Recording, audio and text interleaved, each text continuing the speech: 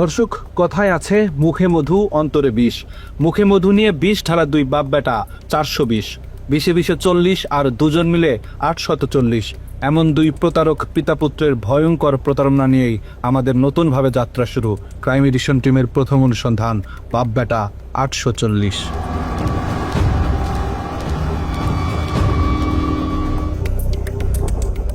বাপ নাকি বেটা, কাকে দিয়ে করব শুরু, পরে বলবো কারটা। এমন সিদ্ধান্ত নিতেই আমাদেরকে সিদ্ধান্তহীনতায় থাকতে হয়েছে কিছুটা সময়। তারপরেও শুরু তো করতেই হবে। ওস্তাদের মায়ের যেহেতু শেষ রাতে, তাই পিতার কাছে যাওয়ার আগে পুত্রের অপকর্মের সূত্র ধরেই শুরু করতে চাই। মনে করে যে ফ্যামিলি নিয়ে বেরোলাম, তো চলো আমরা একটু কক্সবাজার কোথাও যাই। 30 জুলাই 2024, অগ্নিগর্ভ বাংলাদেশ। ছাত্র জনতার উপর চলতে থাকে অবর্ণনীয় গণহত্যা। সেই গণহত্যায় সবচেয়ে বেশি আক্রমণাত্মক ছিল মহানগর গোয়েন্দা পুলিশ, ডিবি।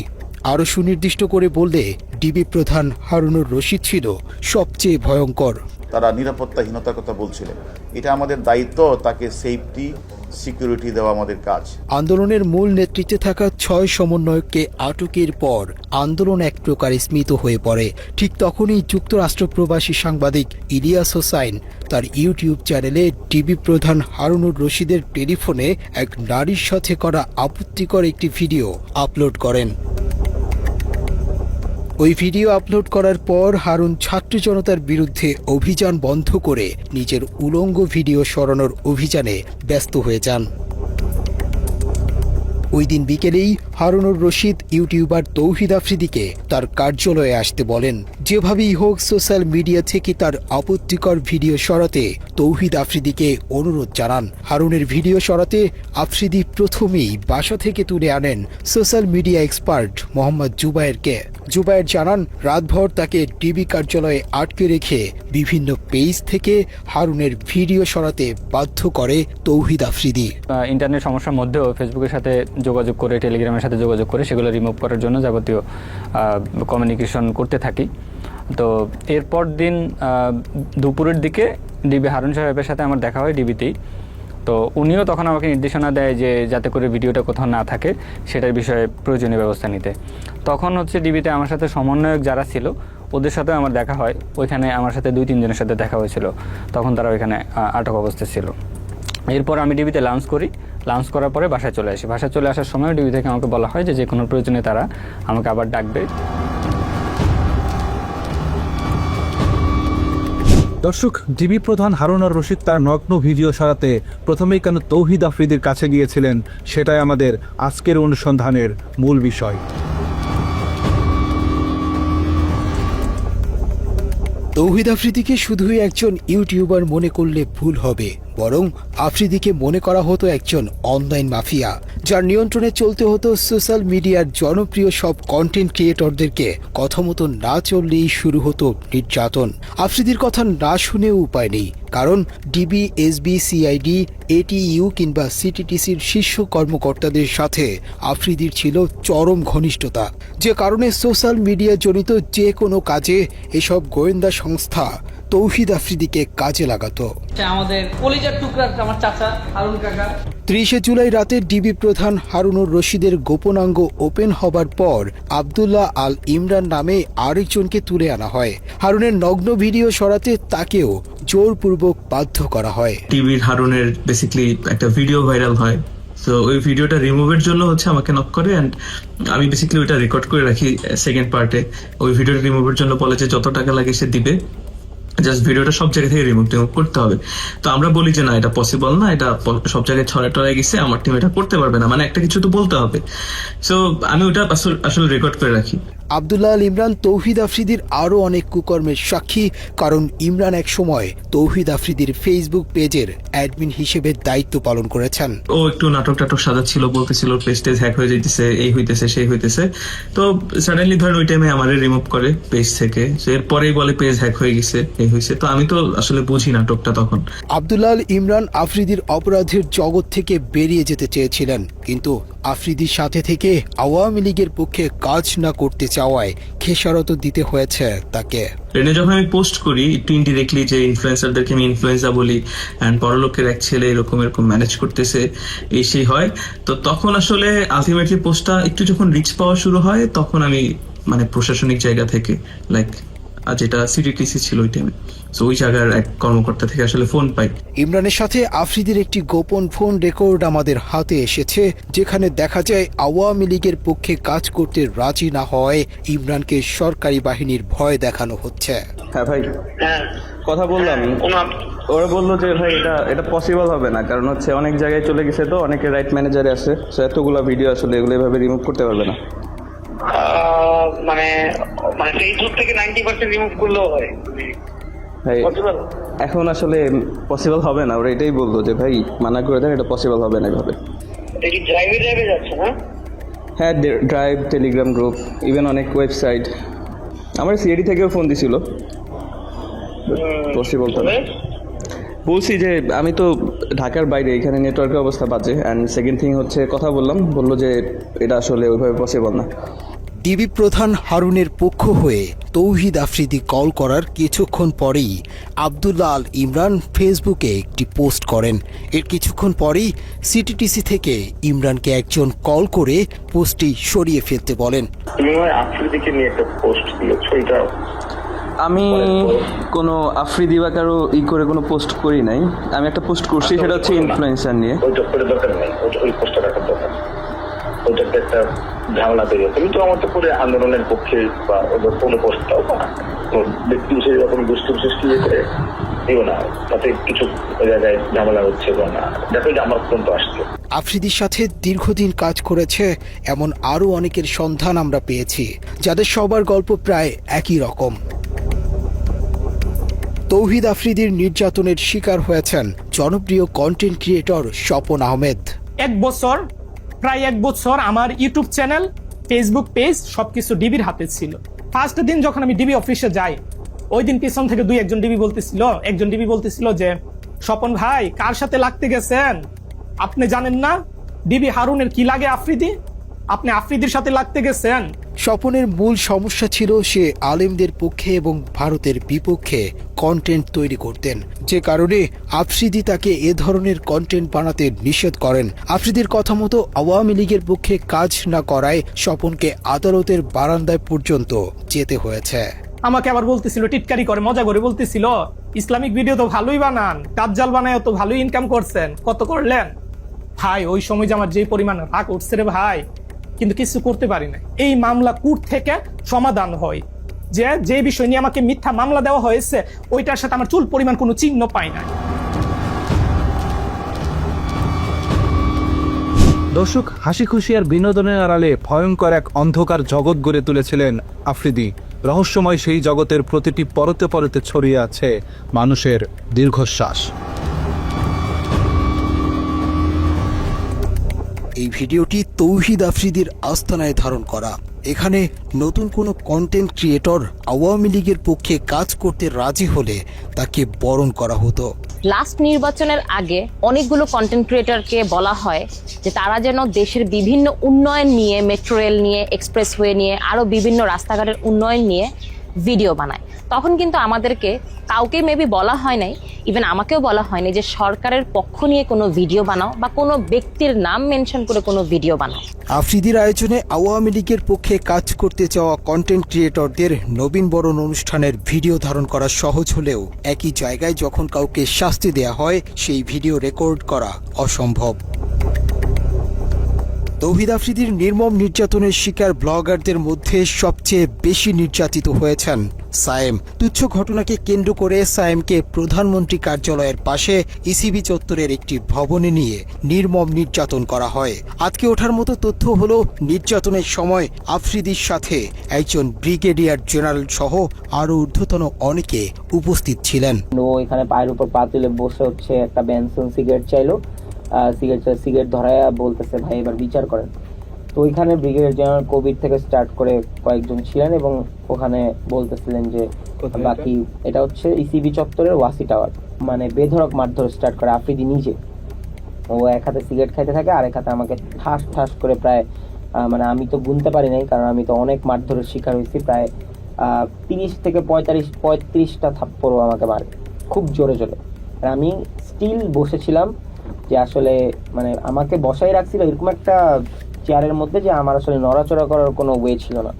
অ্যান্ড তখনই বুঝতেছিলাম যে এই পুরো অফিসটা আসলে ওর আন্ডারেই চলে, কারণ যেখানে বসে ও সিগারেট খাচ্ছে, মেজরের সামনে ও সিগারেট খাচ্ছে, পরিচয় দিচ্ছে ব্রিগেডিয়ার কবির, সেখানে প্রাইম মিনিস্টারের সাথে ছবি, এন্ড আমাকে বলতেছে এখানে অনেক এমপিরা এসে মারধরের শিকার হয়, মাইক খেয়ে যায়, এরপরে ওদের শিক্ষা হয়, আর যদি শিক্ষা না হয় তাহলে গুম করে দেওয়া হয়। তো এরপর থেকে আসলে আমরা জিম্মি হয়ে যাই যে ও তো এরকম একটা বাজে ভিডিও আমাদের করে রাখছে। সরকারি বাহিনীর কর্মকর্তাদের সামনেই আফ্রিদি সায়েমের মাথায় পিস্তল ঠেকিয়ে গুম করে ফেলার ভয় দেখায়। তোকে এখন গুম করে দেওয়া, তোর লাশ কই পড়বে এটা তোর মা বোনও খুঁজে পাবে না, তোর তো বাপ নাই, তুই তো বুঝবি না, তোর মা বোন তোরে হারাইলে বুঝবে, তুই যাই হবে তোর সাথে এটা তুই সহ্য করে নিস।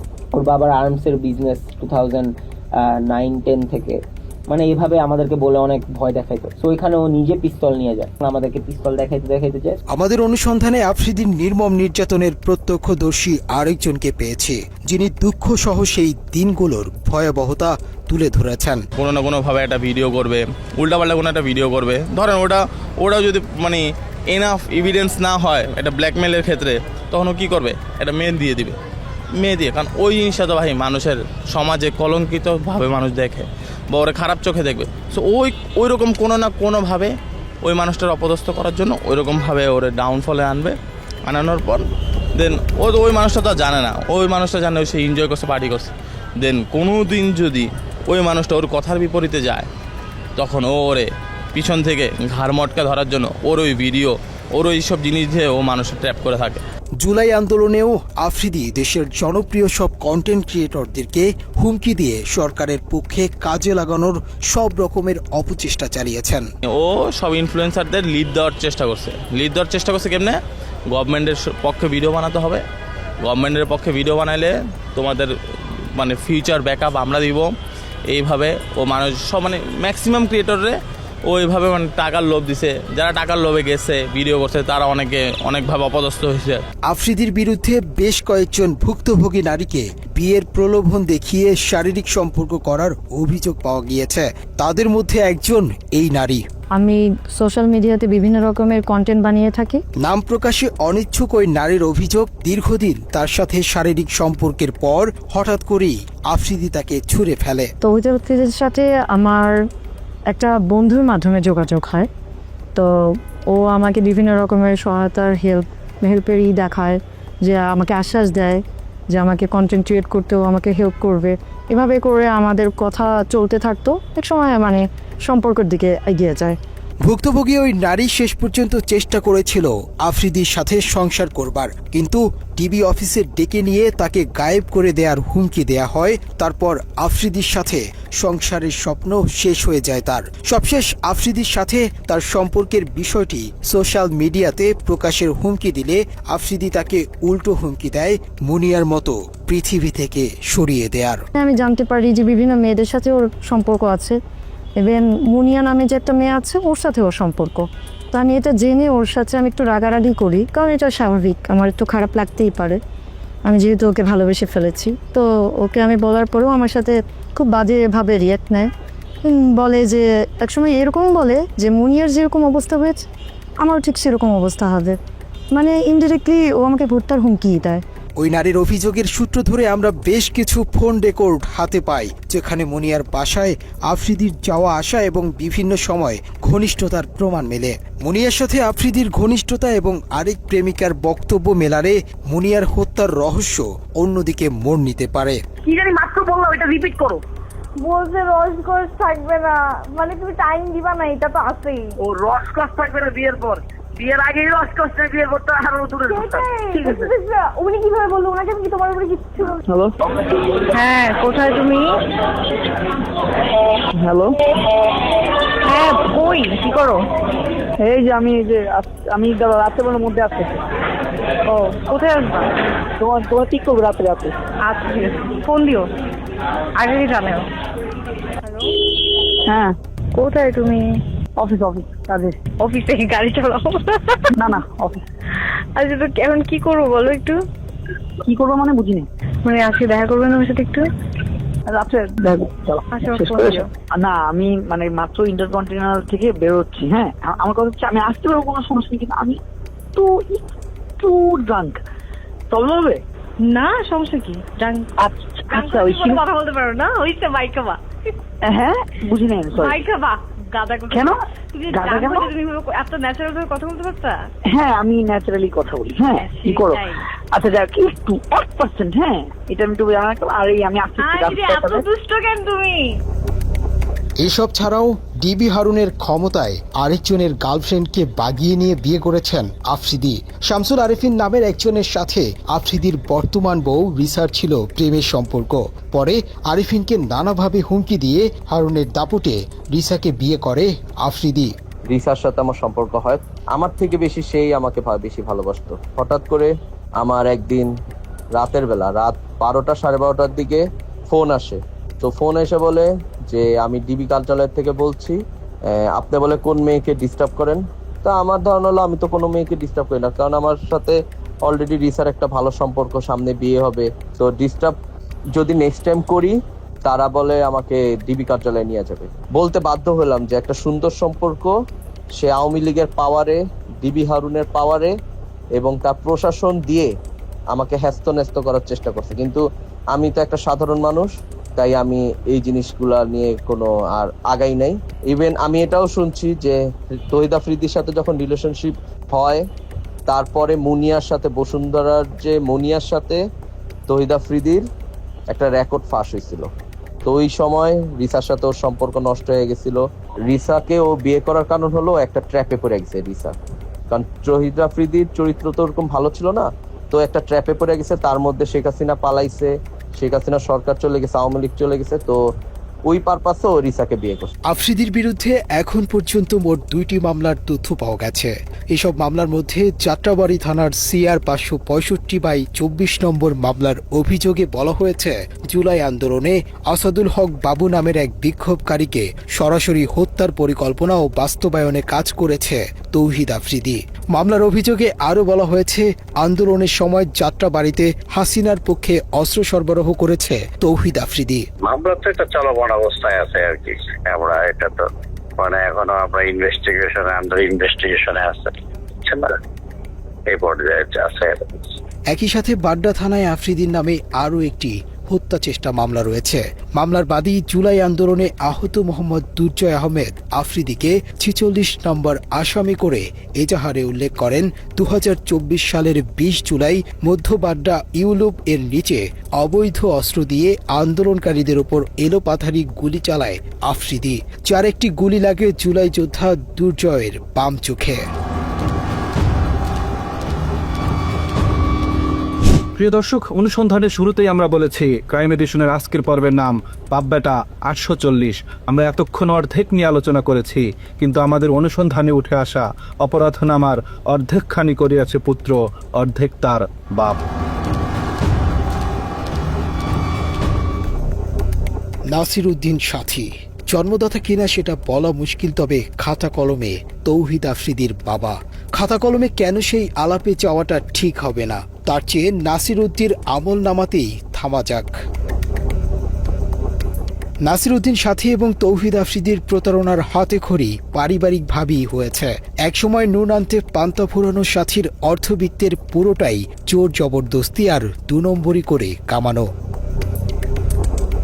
কাঁথা বালিশ মাথায় নিয়ে লঞ্চে চড়ে ঢাকায় আসার আগে জমি দখলের কৌশলটা সাথী বরিশাল থেকেই অনুশীলন করে এসেছেন। নাসির উদ্দিন সাথীর উত্থানের একমাত্র সিঁড়ি মাই টিভি, কিন্তু সেই মাই টিভি দখলের ভয়ঙ্কর গল্প শুনলে আতকে উঠবেন। নাসির উদ্দিন সাথী নিজেকে মাই টিভির চেয়ারম্যান দাবি করলেও তিনি ছিলেন মাই টিভির একজন কর্মচারী মাত্র। অনুসন্ধানে আমরা বিলকিস বেগম নামে এক নারীর সন্ধান পেয়েছি, যিনি মাই টিভির আসল প্রতিষ্ঠাতা। বিলকিস বেগমের আস্থাভাজন কর্মচারী নাসির উদ্দিন সাথী যেভাবে মাই টিভি দখল করেছেন, সেই গল্প সিনেমাকেও হার মানাবে। নাসির উদ্দিন সাথীর সাথে আমার পরিচয় ছিল। ও একটা এডিটিং হাউস ছিল শান্তিনগরে। ও সব জায়গায় সিডি দিত, সব প্রত্যেকটা চ্যানেলে সিডি দিত। ও আমাকে সিডি দিতে আসছে, সিডি দিতে আইসা পরিচয় হয়েছে।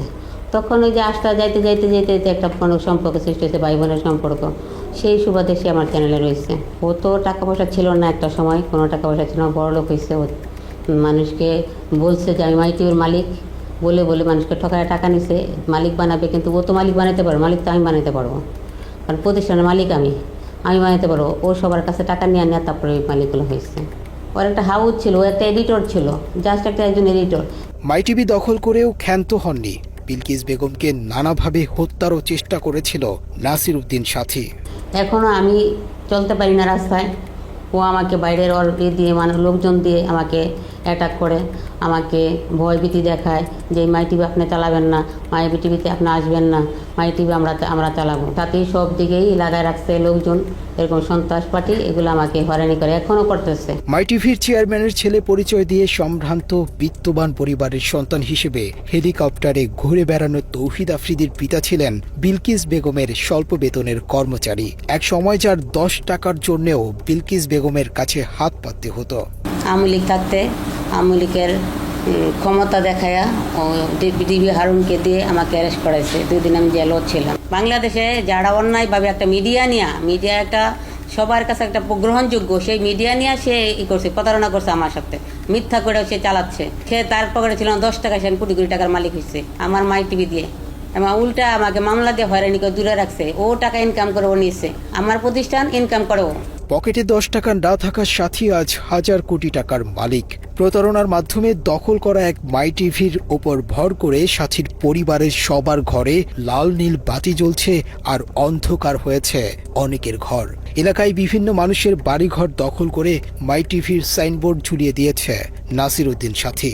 আমার এই নজরুল্লাবাদের জায়গা ক্ষমতার বলে ভুয়া কাগজপত্র দিয়া, আর আমার এই 1 বছর টিভিতে দেয় অমুক সমুক আমি ইত্যাদি আমার কেনা জায়গা আমি সব করে রায় পাইছি, 10 কোর্টে, হাইকোর্ট, সুপ্রিম কোর্ট, কিন্তু ক্ষমতার প্রতি রায় পাই। বিলকিস বেগমের কাছ থেকে দখল করা মাই টিভির বর্তমান যে ভবনটি রয়েছে সেটিও দখল করা। ভুক্তভোগী ব্যক্তি আইনজীবী হবার পরেও সাথীর সাথে পেরে ওঠেননি, কারণ টাকা আর সন্ত্রাসী বাহিনীর দাপটে দিব্যি জবরদখল করে রেখেছেন ভবনটি।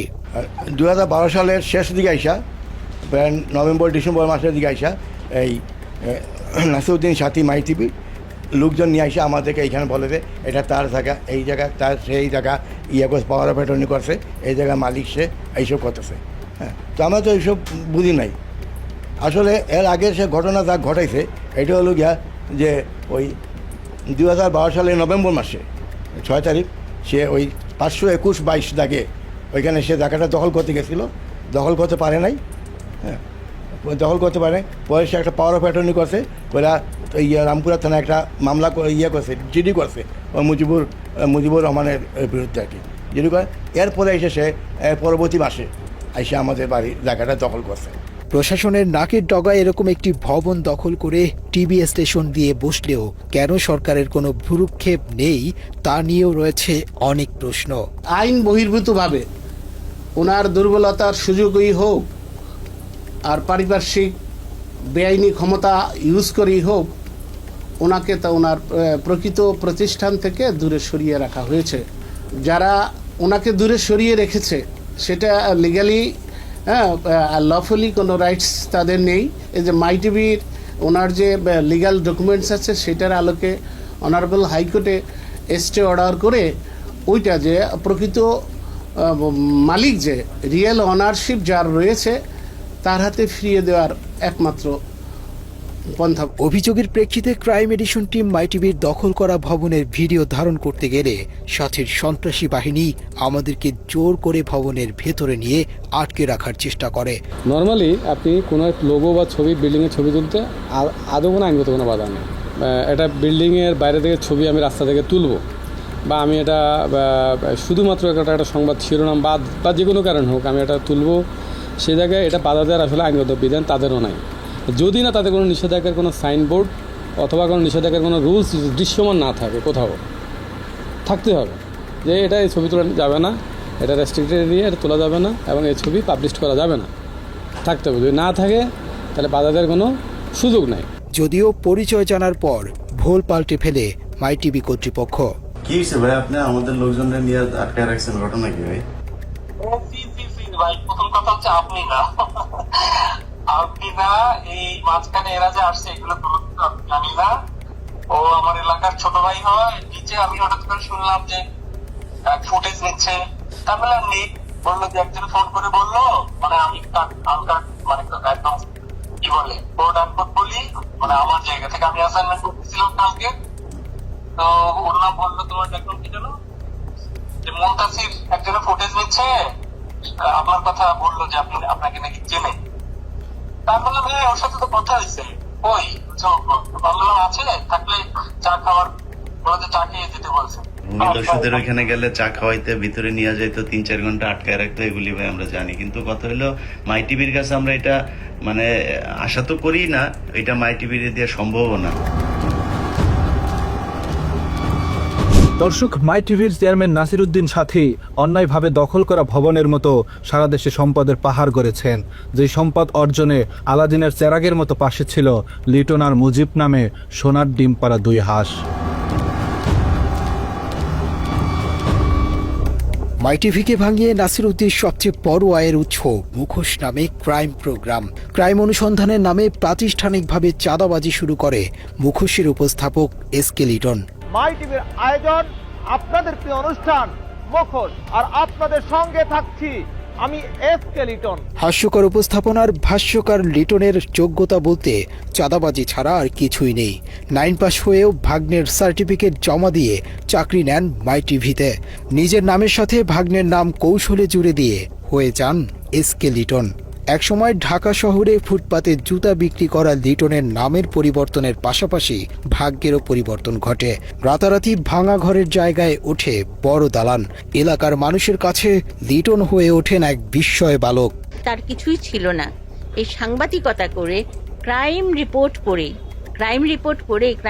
ক্রাইম লোকজনকে ফাঁসিয়ে ব্ল্যাকমেলিং করেই নাকি সে এই প্রপার্টি করেছে। তা নাহলে এই প্রপার্টি তো হবার কথা না, কারণ তার বাবার কোনো প্রপার্টি ছিল না। এসকে লিটন আওয়ামী লীগ আমলে আওয়ামী লীগের ক্ষমতা কাজে লাগায় সে হাজার হাজার কোটি টাকার মালিক হয়েছে। এসকে লিটন 15 থেকে 20 বছর আগে সে হচ্ছে গিয়ে তার বাসায় ভাত হইতো না, তার বাপ ভ্যান চালাতো। উপরতলায় এসে দোতলায় বসে থাকে, তার ম্যানেজার দিয়ে কথা বলাই, আলম আছে, তার ছোট ভাই বকুল আছে, তারা বিভিন্ন হুমকি ধামকি দেয়, বলে তোকে গোডাউনে আটকে রেখে দেবো, তো কোন বাপ আছে ডেকে আন, তো কিডা আছে যা পারিস তাই করে নে। নিজের নামের পাশাপাশি মাই টিভির মালিকের নামেও করতে থাকেন একের পর এক সম্পদের পাহাড়। চুয়াডাঙ্গার জীবননগরে লিটনের রয়েছে জীবননগর বাঁকা ব্রিকফিল্ড এলাকায় 15 বিঘার বেশি জমির উপর নির্মিত সাথী অটো রাইস মিল, যার নির্মাণ ব্যয় অন্তত 150 কোটি টাকা। এই মিলের ভেতরেই রয়েছে 100 গরু ধারণ ক্ষমতার একটি খামার। এছাড়া জীবননগর পৌরসভায় 3 স্টার হোটেল, কোটি কোটি টাকা মূল্যের জমি, বাড়ি রয়েছে একাধিক। এসবের বাইরে সাথীর দাপটে এলাকায় নামে বেনামে ডুপ্লেক্স বাড়িসহ অঢেল সম্পত্তি গড়ে তুলেছেন লিটন। যেখানে যায় সেখানে শুনে লিটন বিশাল বড় সাংবাদিক। সে তো হাই স্কুলে গন্ডি পার করেনি, সে তো সোর্স ছিল। শুনছি ছাগল মাগল চুরি করতো। তার হচ্ছে যে পেরাতলা যে বট গাছ আছে, যে রাখালসার মাজারের বট গাছে তাকে বেঁধে বিচার করা হয়েছিল। একটা মুরুক্ষ একটা ছাগল চোর মানুষ আওয়ামী লীগের সময় নাকি বিশাল বড় সাংবাদিক। পরস্পর আমাদের অত্যাচারের উপরে অত্যাচার আর গরম পানির জন্য আর আমাদের এই মাঠটা মানে বিচ্ছিন্ন হয়ে যাচ্ছে। গত বছর 3 বিঘে ধান পুরা পচে গিয়েছে, এই জন্য তাকে বলা হয়, কিন্তু মিলের কাছে গেলে তারা হুমকি দেয় এবং মারতে যায়। একটা ক্রাইম রিপোর্টার কি করে দিনের পর দিন ক্রাইম করে চলেছে, কয়েক হাজার পরিবারকে সাফারার করে তুলেছে এবং পরিবেশ নষ্ট করছে। তো সে তো অন্যেরটা নষ্ট করে এটা করতে পারে না, এটা আইনত সিদ্ধ না, আইনসিদ্ধ না। আর পরিবেশ নষ্ট করার রাইট তার নেই। পরিবেশ কেন নষ্ট করবে? ইউনিয়ন কাউন্সিলের চেয়ার রাস্তা কেন সে দখল করবে? এগুলো কোনোটাই তার রাইট নেই। মৃত মানুষের টাকা আত্মসাতের বদনামও আছে লিটনের বিরুদ্ধে। 2015 সালে নিজ বাড়িতে খুন হন চুয়াডাঙ্গার স্থানীয় সাংবাদিক আবু সায়েম। ওই সাংবাদিকের 20 লাখ টাকা আত্মসাতের অভিযোগ রয়েছে লিটনের নামে। তো টাকা যে এসকে লিটন আত্মসাৎ করেছে সেটা আমরা পরে বুঝতে পারলাম, কারণ আমার চাচা মারা যাওয়ার পরবর্তীতে উনি আর একবারের জন্য আমাদের ফ্যামিলির সাথে যোগাযোগ করেনি। হতদরিদ্র পিতার অশিক্ষিত সন্তান হয়ে এত সম্পদের মালিকানার উৎস কি জানতে টিম ক্রাইম এডিশন এসকে লিটনের সাথে যোগাযোগ করলে তিনি বিষয়টি নিয়ে কোনো জবাবদিহিতা করতে রাজি হননি। আপনি যদি বলতেন যে মানে এই প্রপার্টির উৎসটা কি আসলে? কিসের উৎস? উৎসটা মানে আপনি কি বলতে চান? উৎস এটা কেমন প্রশ্ন? ওই উৎস কি? এসকে লিটনকে নিয়ে নাসিরউদ্দিনের চাঁদাবাজির ব্যবসা ভালোই চলছিল, কিন্তু পারিবারিকভাবে সম্পর্ক খারাপ হওয়ায় এসকে লিটনকে মাই টিভি থেকে বের করে দেন সাথী। তারপর থেকে এসকে লিটনের চাঁদাবাজির দোকানের চাবি তুলে দেয়া হয় আরেক চাঁদাবাজের হাতে। সুটকেস নিয়ে বিমান থেকে নামা ব্যক্তির নাম মুজিবুর রহমান। কদিন আগেও যার স্যান্ডেল কেনার পয়সা ছিল না, তিনি এখন হেলিকপ্টার বিমান ছাড়া চলেনি না। ওই তো আগে মানে আপনার ওই যে প্রথম ফ্লেক্সের দোকান ছিল। গ্রামের বাড়িতে বিশাল এক রাজপ্রাসাদ গড়ে তুলেছেন। কে বলবে এই তো কদিন আগেই ফ্লেক্সিলোটের দোকানে কাজ করত এই মুজিব। চাঁদা তুলে আনা টাকায় এলাকায় নাকি মানুষকে দান খয়রাত করে থাকেন, কিন্তু এত টাকার উৎস কি?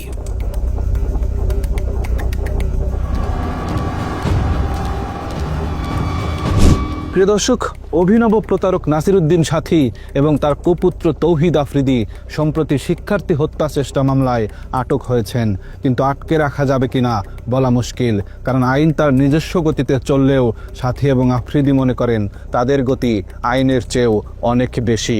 জেলে ঢোকার আগেই তারা বের হবার দরজা খুলে গেছেন। নাসিরউদ্দিন সাথী এবং তার ক্রাইম পার্টনার পুত্র যাত্রাবাড়ি থানার হত্যা মামলা থেকে বাঁচতে সূক্ষ্ম এক পরিকল্পনা সাজিয়েছিল। সাথীর ব্যক্তিগত আইনি পরামর্শককে তিনি মানবাধিকার সংস্থার আইনজীবী সাজিয়ে বাদীর কাছে পাঠান। মামলার বাদীকে বিনামূল্যে আইনি সহায়তা দেওয়ার কথা বলে আফজাল হোসেন নামের ওই আইনজীবী মামলাটি বাগিয়ে নেয়। তারপর থেকেই ওই আইনজীবী নাসিরউদ্দিন সাথী ও তার ছেলেকে মামলা থেকে বাদ দেওয়ার জন্য বাদীকে নানাভাবে ম্যানেজের চেষ্টা করতে থাকেন। এগুলো শোনার পর বলে ঠিক আছে, যা হওয়ার হয়েছে আপনারা আমাকে সহযোগিতা করেন।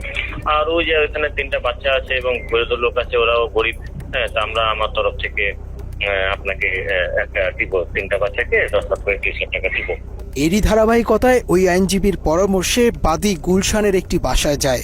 সেখানে তাকে গুম করে ফেলার ভয় দেখিয়ে কিছু টাকা হাতে তুলে দিয়ে ভিডিও করতে বাধ্য করা হয়। সেই ভিডিওটি এখনো তৌহিদ আফ্রিদির হেফাজতে রয়েছে। আমার শ্বশুরকে আমাদেরকে সবাইকে নিয়ে সরাসরি চলে গেল ওদের বাসায়। হ্যাঁ, ওদের বাসায় নিয়ে গিয়ে ওইখানে ছবি টবি সবকিছু তুললো। হ্যাঁ, তুলে তারপর আমাদেরকে ওইখান থেকে বিদায় দিল। ছবি তুললেন এবং নিজে ভিডিও করতেছে এবং আমার শ্বশুরকে আমরা তো বলেছিলাম, উনি দাঁড়ায় ছিল, আমার শ্বশুর দাঁড়ায় জিজ্ঞেস করতেছে যে আপনাদেরকে আমরা কোনো জোর করে কোনো কিছু করেছি, আমরা আপনার কোনো প্রেসার ক্রিয়েট করেছি আপনাকে, নাকি আপনি স্বেচ্ছায় আমাদেরকে দিয়েছেন? আমার শ্বশুর কি বলবো? উনি বলেন না, আমি তো স্বেচ্ছায় দিয়েছি, হ্যাঁ, আমরা আপনাকে কোনো অত্যাচার করছি না, কি আপনাকে প্রেসার দিয়েছি, এই ধরনের আর কি কথাবার্তা বলে বলে আচ্ছা ঠিক আছে। গুলশানের ঘটনার পর ওই আইনজীবীর আসল পরিচয় জানতে পেরে বাদী তার মামলাটি অন্য আইনজীবীকে দিতে চাইলেও সে এনওসি দিতে গড়িমসি করে। আমরা জানতে পারি যে আমাদের পক্ষের উকিল নাকি আসামি পক্ষে হয়ে কাজ করতেছে। পরে তখন আমরা যখন বলি তো ওনাকে, তখন ওনার সাথে আমাদের অনেক তর্কাতর্কি হয়। এক পর্যায়ে আমরা বলি যে আমরা আপনার কাছে আর মামলাটা রাখবো না, আপনার কাছে মামলাটা রাখা মানে আমাদের মামলাটা নষ্ট হয়ে যাওয়া। তখন আমরা যখন মামলা এনওসি চাই, তখন আমাদেরকে সে এনওসি দিতে না করে, যে এনওসি সে দিবে না। যদি আমাদেরকে একান্ত এনওসি নিতে হয় তাহলে আসামি পক্ষের সাথে কথা বলতে হবে।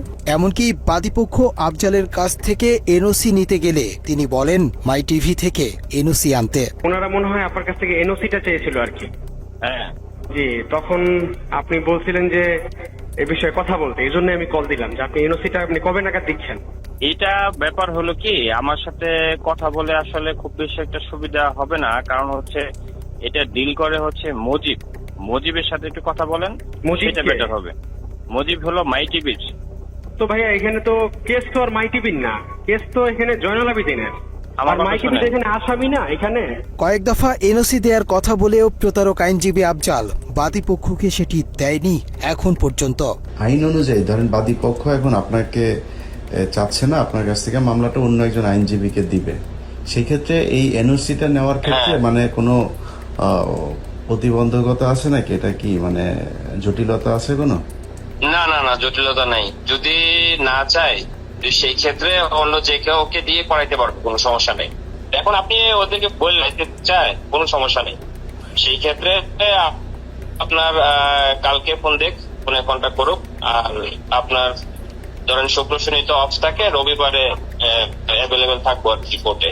ওই যে আপনি বলছিলেন আর কি, ওই যে এনওসি নেওয়ার জন্য কবে আসতে বলবো আপনাকে কল দিতে, আর কি এই জন্যই কল দিলাম আর কি।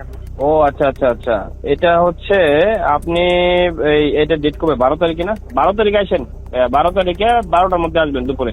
তবে মামলার এনওসি চাওয়ার তথ্য প্রমাণ থাকলেও আফজল হোসেন বলেন তার থেকে কোনো ছাড়পত্র চাওয়াই হয়নি কখনো। বাদীপক্ষ আমার কাছে সরাসরি ছাড়পত্র বলতে এনওসি আর কি, নো অবজেকশন সার্টিফিকেট, এটা চাই নাই। ইতিমধ্যে তারা অন্য আইনজীবীর কাছে ছিল, তার কাছ থেকে এনে আমাকে এনওসি দিয়েছে। এখন আমি কন্টিনিউ করছি আপনার ডিসেম্বর থেকে এই পর্যন্ত।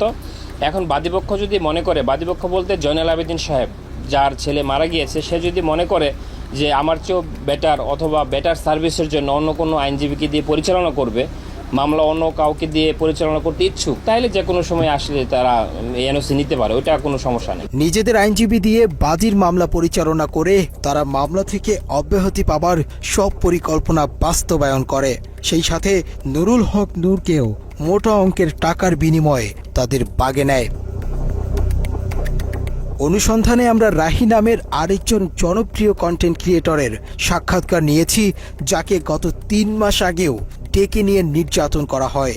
রাহিকে জুলাই আন্দোলনে হাসিনার পক্ষে কাজ করাতে 3 লাখ টাকা অফার করেছিল আফ্রিদি, কিন্তু রাহি তার কথা না শুনে ছাত্রদের পক্ষে অংশ নেয়। জুলাই আন্দোলনে অবাধ্য হবার কারণেই রাহিকে ডেকে নিয়ে আবারও নির্যাতন করা হয়। আপনি যে ফোন দিয়ে কয় ওই যে সরকারের যে ইয়েগুলা ভাঙচুর কইছে, মেট্রো রেল এগুলা নিয়ে একটা ভিডিও বানাইতে হইব, এ কথা বলে আমারে বলতে যে তোলাই ভাইয়া কিছু টাকা পাঠাইতেছি, তো হে তো যেটা বলে আমরা তো ভয় পাই। আমি কিন্তু হেরে বাঘের মতো ডরাই। আমি না, আমাদের টিমের সবাই তার বাঘের মতো ডরায়, কারণ মানে সে অন্যরকম মানুষ ভাই। সে ক্যামেরার ভিতরে একরকম, কিন্তু ক্যামেরার বাইরে খুব ডেঞ্জারাস একটা লোক। তারা কিন্তু সবাই ভয় পায়। ইউটিউব ইন্ডাস্ট্রিতে একটা টাইমে তার সবাই বাঘের মতো ভয় পাইতো। সবাই রে তার অফিসে ডাকাইতেছে, যারা আমরা টিমের যারা মানে ছাত্র আন্দোলনের সময় তার বিপক্ষে চলে গেছিলাম। তার বেল্টের বাড়ি আমার তো বেশি কেউ খায়নি, তা বেল্ট খুইলা আমার কুত্তার মতো পিড়াইতো। এই সময় তাকে ভিডিও কলে একজনের সাথে কথা বলিয়ে দেয়া হয়, যাকে বাংলাদেশের ভবিষ্যৎ প্রধানমন্ত্রী হিসেবে তার সাথে কথা বলানো হয়। 2-3 মাস পরে হয়তো বা তার মাথাতে আবার ঢুকছে যে রাহি কি কারো লগে আবার কিছু কইয়া লাইনি। হ্যাঁ, রাহিরে আবার একটু দমক দিতে হইব। কেমনে বড় একটা নেতার সামনে হয়তো ফোন টোন দিলে আমি একটু ডরাই যাই। আমি তো ডরাই, আসলে আমি কিন্তু ভয় পাই। তো হঠাৎ একদিন রাইতে আমি নোয়াখালী 10:30-11টার দিকে হঠাৎ একটা ভিডিও কল, তো ওই দাফে দিয়ে তো আবার তলপেটে কামড় দিয়েছে। আল্লাহ এতদিন পর হঠাৎ কল দিয়ে আবার কি জানি কি কয়, হঠাৎ ফোন দিয়ে কয় শুন তোর লগে একজনের সাথে একটু কথা বলাই দিবে, বুঝছস রাহি? পরে আমি কই জি ভাইয়া, কোনো সমস্যা নেই বলেন। পরের দিন দেখলাম হঠাৎ করে বিপিনুর ভাইয়ের সাথে আমার কথা বলাই দিছে ভিডিও কলে। আমার কইতেছে একজনের সাথে তোর কথা বলাই দিব, সে কিন্তু নেক্সট বাংলাদেশের অনেক বড় মাপের একজন কেউ হবে, প্রধানমন্ত্রী বা মানে ভালো একটা পদে যাবে। তো পরে দিই আফ্রিদি ভাইকে বুঝছসই তো তোর ভাইয়ের অবস্থানটা? আমি কি জি ভাইয়া বুঝছি। পরে কথা সাবধানে থাকিস, ঠিক আছে? আমি কি জি ভাইয়া ঠিক আছে। শুধু বুঝাইছে যে তার লগে বিশাল বড় বড় হাত আছে, এই জন্য সে দেশে খুব রিল্যাক্স আছে, মানে বুঝাইছে এটা। তৌহিদ আফ্রিদি 5 আগস্টের পর দেশ ছেড়ে পালিয়েছিল। এরপর আসামি হয়েও আইনজীবী দিয়ে বাদীর মামলা পরিচালনা করা এবং নুরুল হক নূরকে নিজেদের পকেটে নেয়ার পরেই আফ্রিদি সাহস করে আবারও দেশে ফেরেন। 5 আগস্টের পরে 2 মাস 3 মাস সে আসে নাই, তখন আলহামদুলিল্লাহ বলছিলাম যে আল্লাহ সে না আসুক, সে তার মতো থাকুক, আমরা আমাদের মতো থাকি। আমরাও তার কাছে যাইতাম চাই না, সেও আমার কাছে না আসুক। যে মানুষ 5 আগস্টের পরে আইসা দেশে স্টে করছে, সুন্দরভাবে থাকছে, আল্লাহ তো আপনার সুযোগ দিছে, কিন্তু না আপনার ভিতরে তো ওই মনুষ্যত্ব না। আপনি শুধু রিভেঞ্জ, কারে কারে ধরবেন, কারে কারে মারবেন, কারে কারে কি করবেন, আপনার মনের মধ্যে শুধু এইসব হারামি। আল্লাহ কি আপনার ছাড় দিব? এসব কারণে তো আল্লাহ আপনার ছাড়ে না। এভাবেই বাপ বেটা মিলে তিলে তিলে গড়ে তুলেছেন অপরাধের এক ভয়ঙ্কর সাম্রাজ্য। আমরা বৈষম্যহীন স্বাধীন এই দেশে এরকম অপরাধীদের দৃষ্টান্তমূলক শাস্তি দেখতে চাই। বাবার টেলিভিশনকে কাজে লাগিয়ে আর কোনো পুত্র যেন তৌহিদ আফ্রিদির মতো ভয়ঙ্কর অপরাধী হয়ে উঠতে না পারে। দর্শক, আজ এ পর্যন্তই। আবারও দেখা হবে ক্রাইম এডিশনের নতুন কোনো পর্ব নিয়ে।